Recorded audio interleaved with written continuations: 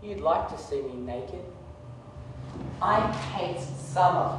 I hate the heat. My French teacher flirted with my mother. I love love. I've sent death threats to people. My auntie gave me a tin of Milo and a blank videotape for Christmas. My favourite colour changes daily. Today it's black. My greatest passion in life is drama and music.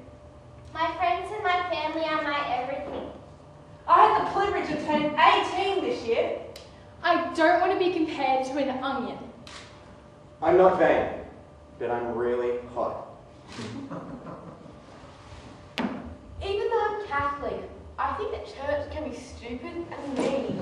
My life's a drama. I love my Lord Jesus Christ with all my heart. I always know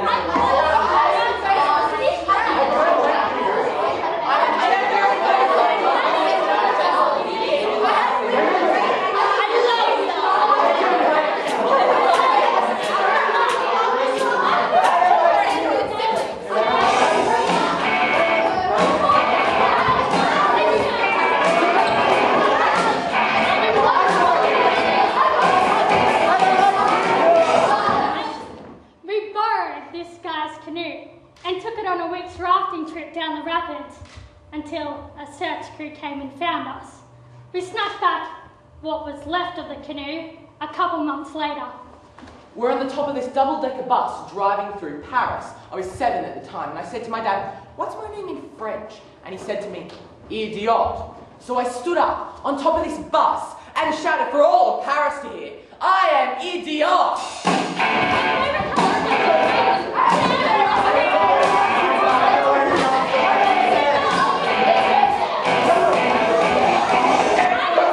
I was in Tonga, and a man who was supposed to be crippled drove up to us and asked us to have a look in the back of his truck to see if there was anything we'd like to buy.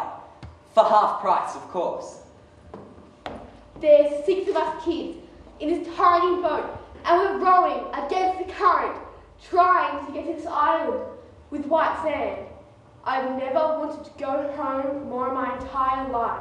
It was either Melbourne or Tasmania. I don't remember where. I was on a tram and a man started talking to himself. And he said, "I talk to myself. It's normal here."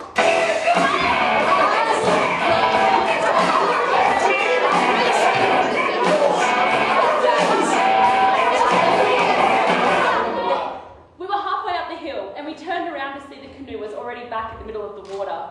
Let me tell you a better story. I was in the middle of Melbourne and this preacher guy started calling me the devil. He then ran backwards into the nearest pole. We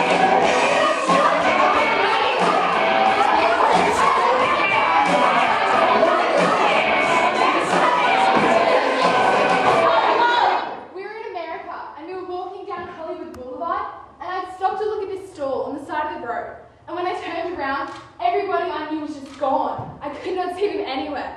And this short old man walked straight up to me and stood chest to chest with me and grunted. And I was absolutely terrified. I thought, what is this guy going to do to me? And I just jumped sideways and I started to run to realise that my parents were 2 meters away.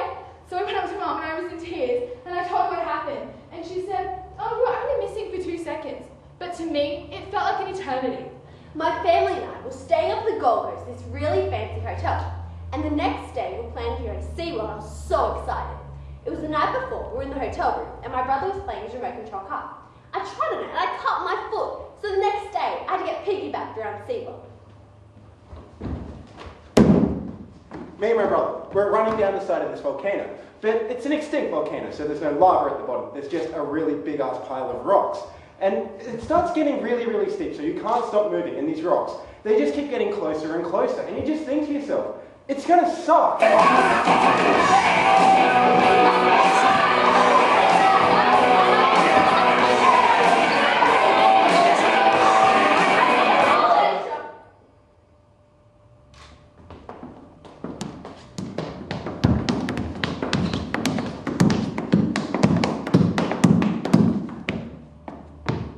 I went on a 5K rafting trip in Thailand.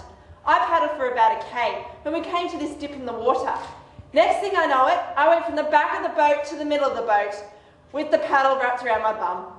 From that day forwards, I was known as Superman.